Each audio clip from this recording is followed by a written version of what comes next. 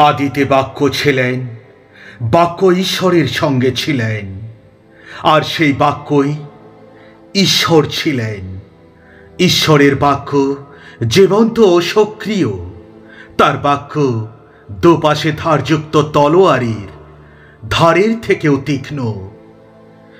এটা প্রাণ ও আত্মার গভীর সংযোগস্থল এবং সন্ধি ও অস্থির কেন্দ্রভেদ করে মনের চিন্তা ও ভাবনার বিচার করে।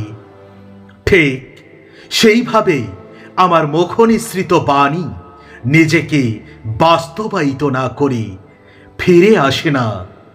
আমি যা করতে চাই আমার কথা তাই করে। আমি যা করতে পাঠাই আমার কথা সফলভাবে তাই করে ফিরে আসি। শাস্ত্রে কথা লেখা আছে, মানুষ কেবল রুটিতে বাঁচে না, কিন্তু ঈশ্বরের মুখের প্রত্যেকটি বাক্যেই বাঁচে। সমস্ত শাস্ত্রেই ঈশ্বর দিয়েছেন এবং অনুযোগ, সংশোধন ও ন্যায়পরায়ণ জীবনযাপনের জন্য প্রত্যেকটি বাক্যেই সঠিক নির্দেশ দিতে পারে, যেন তার দ্বারা ঈশ্বরের লোক পরিপক্ক ও সমস্ত সৎকর্মের জন্য সুসজ্জিত হয়। সুসমাচার শোনার ভেতর দিয়ে বিশ্বাস উৎপন্ন হয়, আর কেউ খ্রিস্টের সুসমাচার শোনালে তখনই লোকেরা সুসমাচার শুনতে পায়। ঈশ্বরের বাক্য অনুসারে কাজ করো।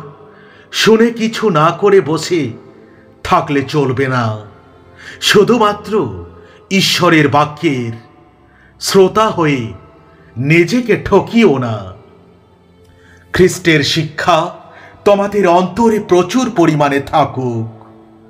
সকল বিজ্ঞতা ব্যবহার করে পরস্পরকে বলিষ্ঠ করো। কৃতজ্ঞ চিত্তে ঈশ্বরের উদ্দেশ্যে গীত সংহিতার গীত, প্রশংসার গীত, আত্মিক গীত গাও তোমরা। বেদে পুস্তকে যা যা লেখা আছে সর্বদাই সে সব মনে রেখো। ওই পুস্তক দিন রাত পাঠ করো, তাহলে লিখিত নির্দেশগুলি তুমি নিশ্চয়ই পালন করতে পারবে। যদি এই কাজ সম্পূর্ণভাবে করতে পারো তাহলে তুমি বুদ্ধিপূর্বক চলবে ও তুমি যা কিছু করবে তাতেই কৃতকার্য হবে। কোন নশ্বর বীজ থেকে তোমাদের এই নতুন জন্ম হয়নি। এই জীবন সম্ভব হয়েছে এক অবিনশ্বর বীজ থেকে। ঈশ্বরের সেই জীবন্ত ও চিরস্থায়ী বাক্য দ্বারাই তোমাদের নতুন জন্ম হয়েছে। প্রভুর শিক্ষামালা হচ্ছে নিখুঁত। সেগুলি ঈশ্বরের লোকদের শক্তি দেয়। প্রভুর সাক্ষ্য বিশ্বাসযোগ্যতা অজ্ঞ মানুষকে জ্ঞানী হতে সাহায্য করে। প্রভুর সকল বিধি যথাযথ, সেগুলি মানুষকে সুখী করে। প্রভুর আজ্ঞাগুলিও উত্তম, সেগুলি মানুষকে বাঁচাবার যথার্থ পথ দেখায়। ঈশ্বর যা বলেন তা সত্য বলে প্রমাণিত হয়। যারা ঈশ্বরের কাছে যায় তারা নিরাপদে থাকে। আমার বার্তা হলো আগুনের মতো। এই হলো প্রভুর বার্তা।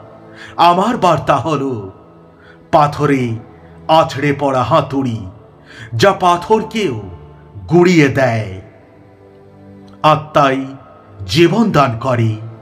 রক্ত মাংসের শরীর কোনো উপকারে আসে না। আমি তোমাদের সকলকে যেসব কথা বলেছি তা হলো আত্মিক, আর তাই জীবন দান করে। যদি তোমরা আমাতে থাকো আর আমার শিক্ষা যদি তোমাদের মধ্যে থাকে, তাহলে তোমরা যা ইচ্ছা করো তা পাবে।